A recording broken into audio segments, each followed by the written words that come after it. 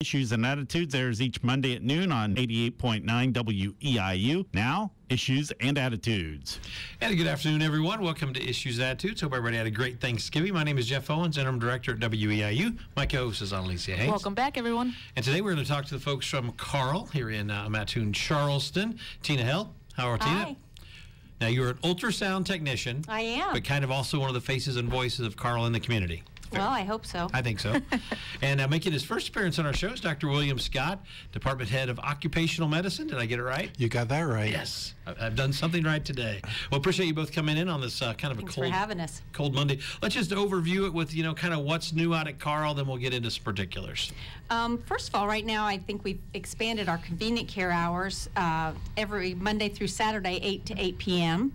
And through those hours, there's all sorts of services are available. Lab and radiology, CAT scan is all available 8 to 8. In February, we will be also 8 to 8 on Sundays. So 7 days a week, 8 to 8 in convenient care. We've also expanded our spine services, brain and spine surgical services are now going to be offered here at Carle and Mattoon through the addition of Dr. Terrence Lichter, and they're now accepting patients as well or referrals. We've also, with the convenient care expansion, expanded and enhanced our occupational medicine program, and that's why we wanted to get Dr. Scott out there in the public. There you go. And let's just go. We'll always like to play it dumb, and really, I'm not playing. Occupational medicine for the layperson out there who what is that, and then what do you do, and then we'll get down to some nitty gritty.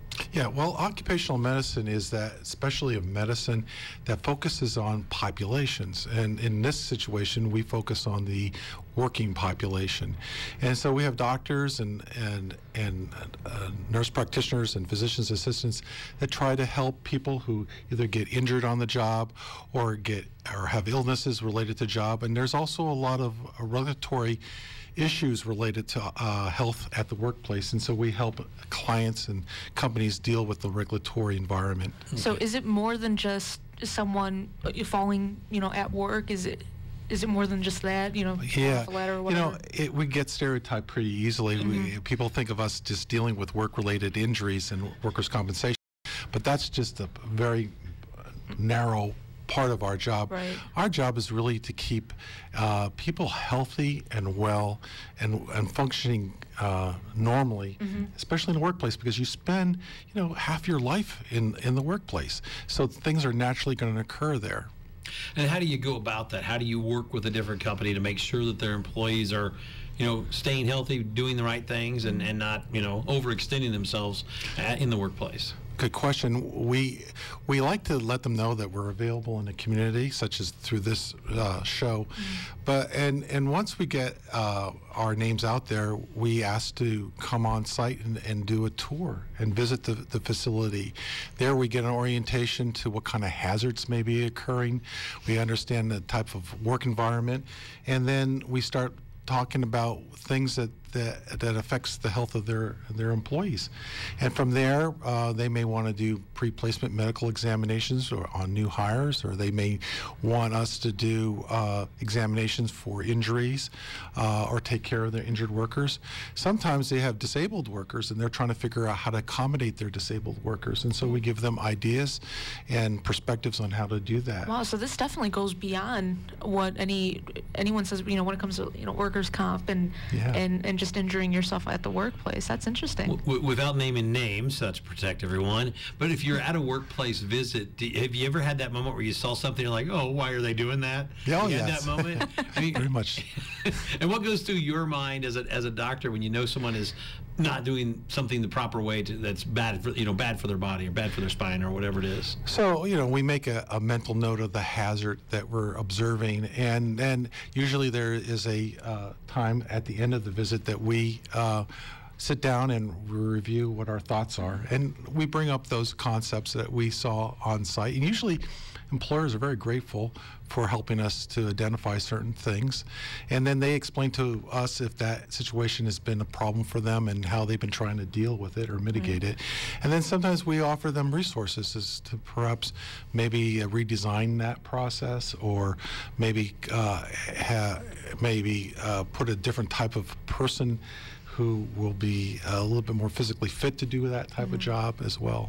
But we really try to give them a lot of broad ideas as much as we can. Okay. Now, how did you get into this, and talk about the background of you and then the background overall of occupational medicine? Well, thank you. Thank you for asking me that. I got in this because I was trained to be a family physician way back in the day. And my father was a physician and he was a family doctor, and I thought that's what I would be doing in a rural community. Once I completed my training in family practice, I went into a rural community in Pennsylvania, and within a couple of weeks I was asked to come out and provide a couple hours a week of services to a company that was in our community. So I learned I went out there and I realized there's a lot of things I did not understand. One of the things that concerned me the most was about ethics. How do I deal with the needs of the employer, but at the same time the needs of the employee? What does the doctor do in that type of situation? Sometimes they can be conflicting. And then there was other things that I realized I wasn't well equipped to do, such as medical surveillance examinations and hearing protection as such. So I decided to go back into training again. After about a year of practicing in family practice, I decided to go back and get formally trained in a residency program, and that's when I went out to the University of Oklahoma and spent 2.5 years out there being formally trained in occupational medicine. Now, when you say about the conflict between employer and employees, I can see where that could raise its head. If an employee has 25 employer has 25 employees doing something that is not good for their body or not good for whatever, then you have 25 people complaining, but the employer says, I need the job done. Is that where the problem arises, and you got to provide an answer, or do you just kind of provide advice on both sides? Kind of take us through an issue like that. Well, there's a number of issues.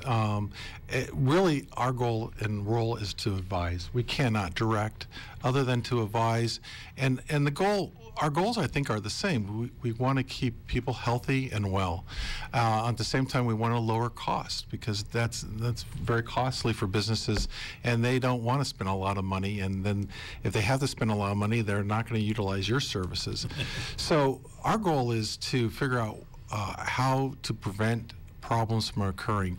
And sometimes in that process, there is conflicting interests. The interest of the employee could be that they may want to have time off from work due to an injury.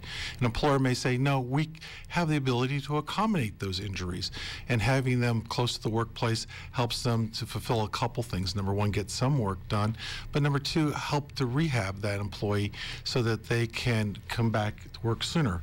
As physicians, we try to guide that process, and we encourage in that situation, people to accommodate.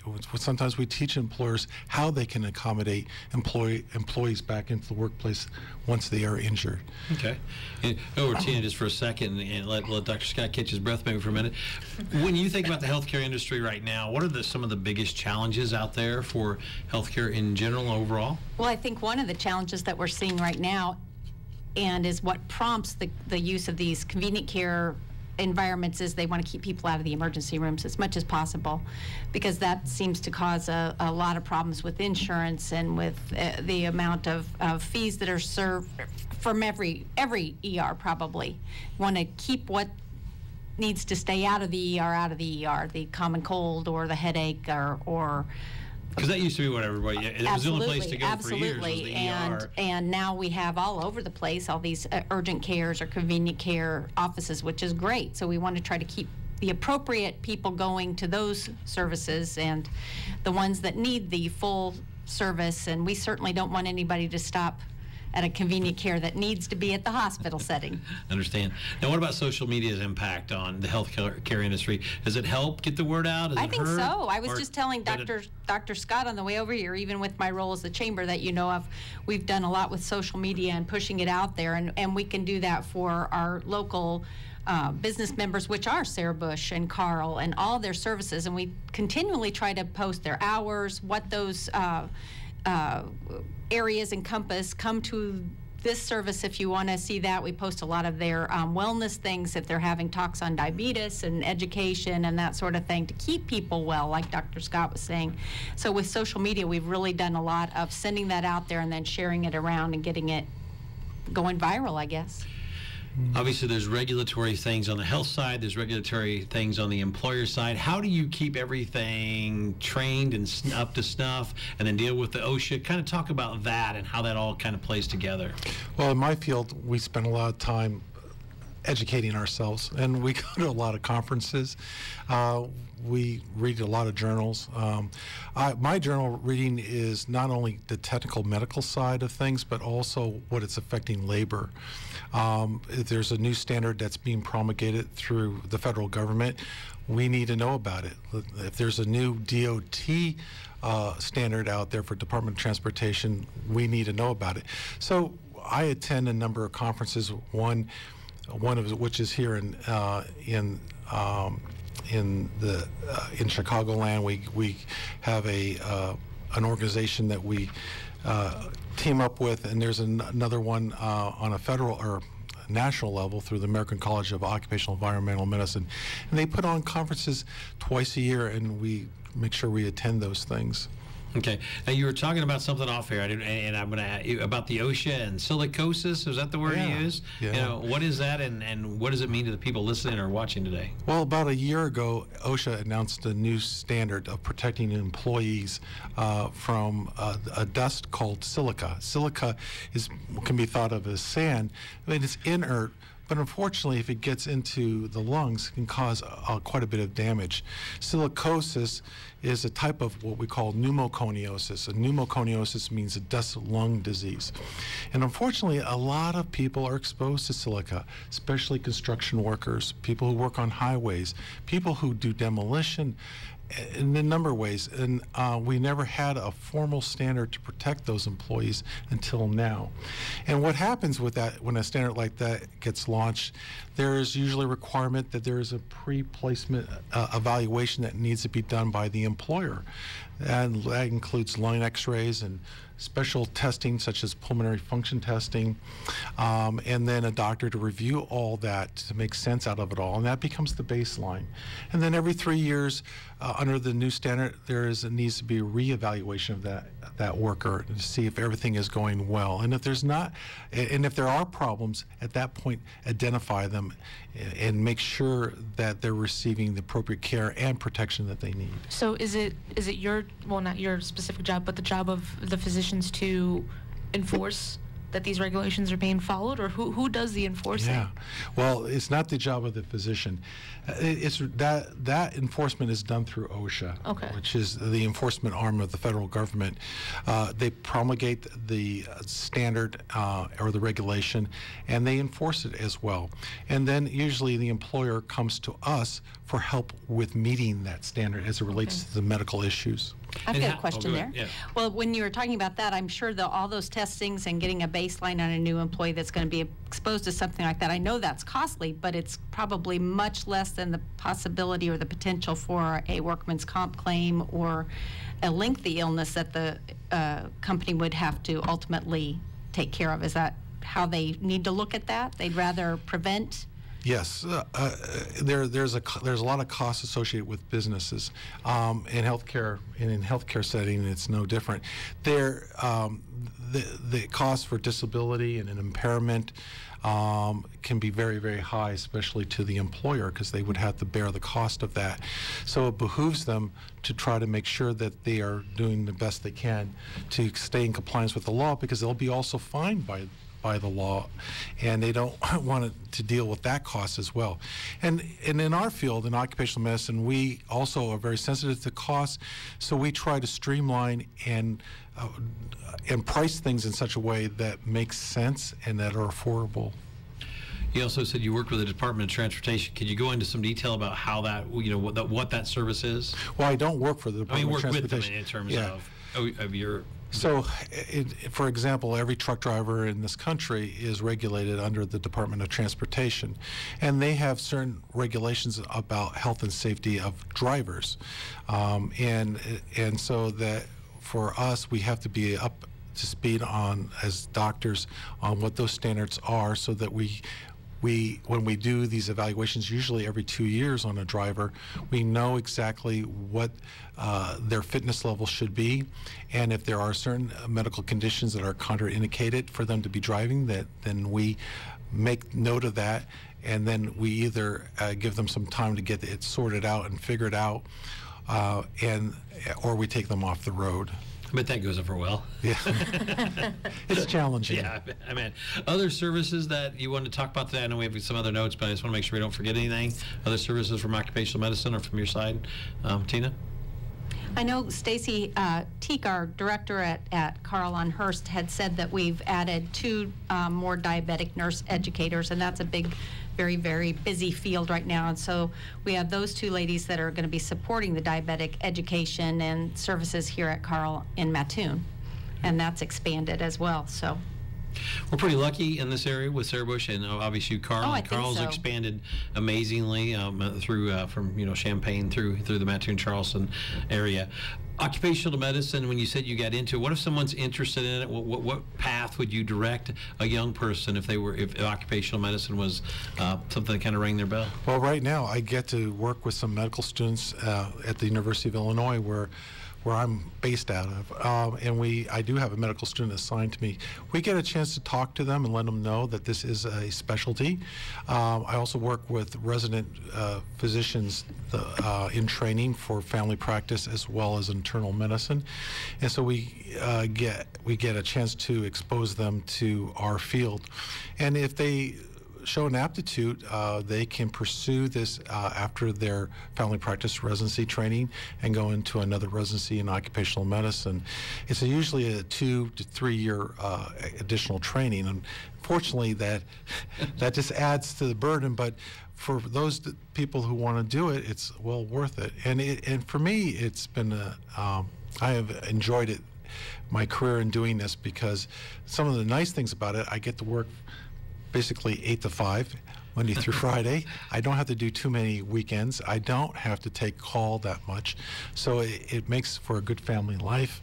And I just enjoy being a consultant to businesses and to unions and to any industry that seeks out how to keep the workplace healthy.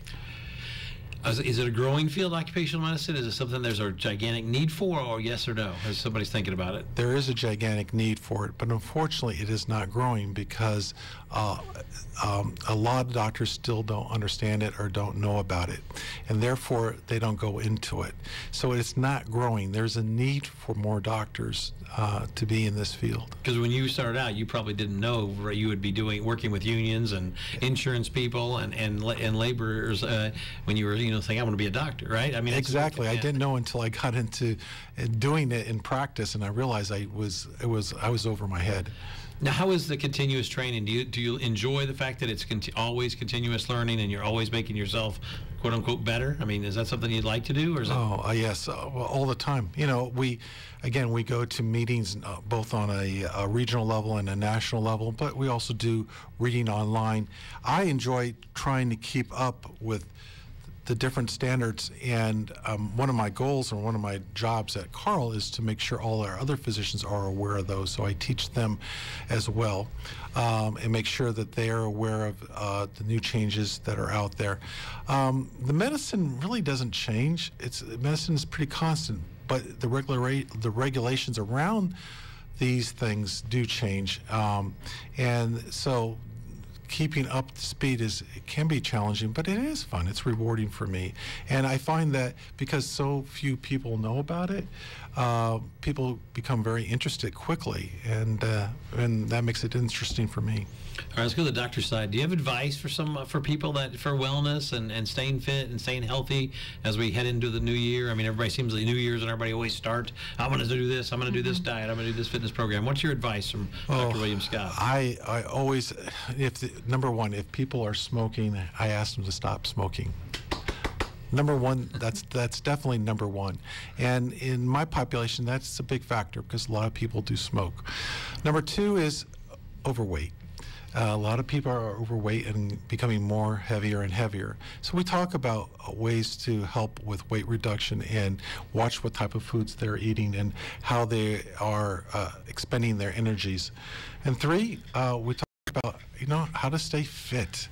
And it's important because these are working athletes, and people need to realize that they have to stay fit in order to stay competitive.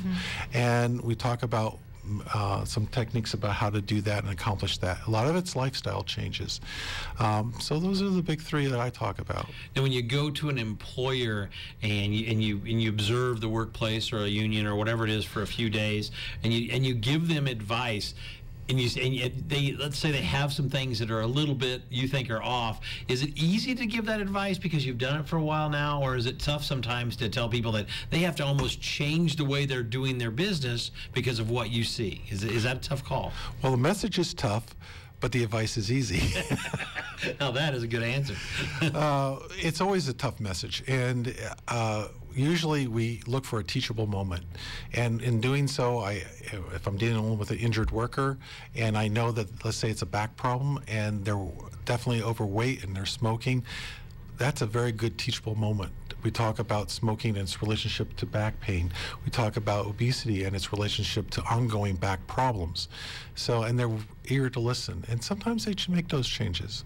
What about video? Is there use of video in your work in terms of like video of the workplace, and then you explain that to the employer? Is that something kind of like you use the word athlete? So I was thinking like athletes use video and they go back and check I their see what you're game. saying. So if someone's loading boxes all day long, and you can show the employer that Body mechanics. body mechanics or something. Or do you use video for that? Oh yes. There are video, especially if an employer is concerned, they will take video recordings of the area that they are particularly concerned about, and we'll go through those tapes and look at them and see exactly where things can be improved upon. Usually from that we advise what's called engineering controls, where we actually want to engineer out the problem. And that can be costly, but actually it pays for itself over the long run. There's probably some simple solutions too, right? I assume too, not everything's hard, but sometimes employers probably just don't realize a simple solution to a better way to do things. But I never really thought of it for coming from a doctor's point of view. That's why I think the neat part of today's show is about. Yeah. Actually, ergonomics, there's a lot of simple, straightforward, common sense solutions, and it doesn't take a rocket science to explain it. It just needs to be pointed out a little bit, and with a little bit of thought, things can be definitely improved. Okay. That's true. Well, from a standpoint of getting our services out there and this type of field, so if a company would be hearing this today and said, oh, maybe we need to try and enlist these services, do they just contact the occupational medicine department there at Carle and make a inquiry as to what kind of services that are offered and how we go about this? Yes, simple thing is to make a phone call to our department. You also can go online. You can look us up on the internet. We're there, and that is you can look through our various services that we offered. We also have pamphlets as well, and we do have an outreach a marketing person who actually will do visits and talk with clients to set up meetings. And her name is Amy, and she's approachable by phone or by internet. There you go. Now, I'll ask you a question either of you can answer. How do you deal with the person who's just mad? They're mad about the irate customer. In the healthcare industry, I know you have to get it. How do you deal with it? Well, I know right now one of the phrases that we use at Carle is service recovery. If somebody's upset about something that happened on their visit, or maybe even an illusion that they're upset about something that they think should have gone a little bit differently, there's a lot of service recovery, and just, I think, a lot of times communicating with the patient, telling them your side of, but not necessarily there's no point to make an excuse for anything at that point. Mistakes happen, errors happen, but I think the patient wants to know, they want to feel that their feelings are validated, and you need to let them know we're very sorry that this happened, and how can we make this up to you? Every physician has a patient satisfaction survey done on them, and we get reports quarterly about our performance. So patient satisfaction is definitely a big thing for doctors and APPs. And we want to have a good outcome. We really do. So we actually listen to the comments that are given back to us, and usually we find that if we fine-tune things with perhaps better way of explaining things, or getting people in quicker and out quicker, and helping to demystify the worker comp process. For me, that has helped a lot with patient satisfaction. Try to take some of the mystery out of it and guide them through that process helps a lot. Okay.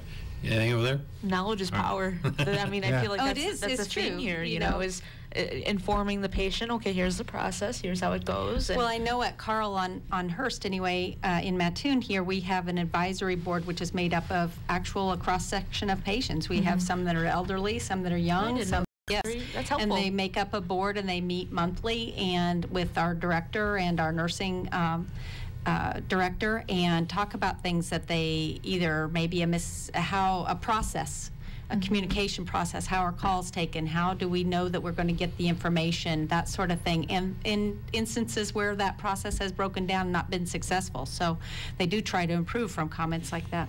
All right, we'll end with some rapid fire questions. Should people get a flu shot or not? For sure. Tina? Absolutely. I already got mine. Yeah. Yes. Okay. Should people give blood? Oh, yeah, most this definitely. This time of year, right? Yeah. Yes. I saw some people, new thing on Black Friday, instead of going shopping, giving blood. Did you see that? It was kind of No, more I of a was national shopping. thing, but What a great idea. I mean, if you don't want to go shopping, at least go get blood on Black Friday. They're trying to make that a thing. Yeah. So there's an idea. That's a good idea. There you go. Your first job. What was your first job? My first job. You could go. Wow. Well, my real first job was actually being a resident physician, I have to say. Yeah. Tina, first job? I was a waitress. I used to help my uncle tear down buildings and stuff with it, which is Wow. probably very dangerous for a child at the time. Yeah. So I Would probably have shouldn't have been said against that. some OSHA Yeah, regulations. it was like Child labor law. friends of family type stuff. It wasn't like an actual employer, but yeah. Dr. Scott, best thing about your job is? Oh, I get to work with healthy people for the most part and keep them healthy. Tina? I like talking with my patients that I deal with every day. I really do. All right, now, funny one. Worst job. What's the worst job you ever had? Anybody? I worked at the sewer department. I had to scoop, in the summer. That was my worst job. Even though it was fun, but it was still terrible. There were times that a waitress was not necessarily the most I can see that. fun job. There was a lot of service recovery in that industry as well. Oh, Dr. wow. Scott, any worst job? I'm trying to think about that. I don't, I can't think of one. All Sorry. right, well, we're out of time. I appreciate you coming in. It was great meeting you for the first time. I think we did okay. We didn't know for Yeah, sure thanks for having us. so appreciate it, and hopefully Stacy gets healthy over there. She's sick at Carle, and she's supposed to be here today, so Yes. there's got to be a joke in there some way. I'm Some guessing. way. But wish you the best of holidays, and we thank you coming in, and we appreciate all what Carle does, not just for WEIU, but for our community as well, because you've been a big factor down here. So appreciate Thank it. you. It was great to meet you. Thank you. Thanks for having us. Everybody have a great holiday. This is HitMix 88.9.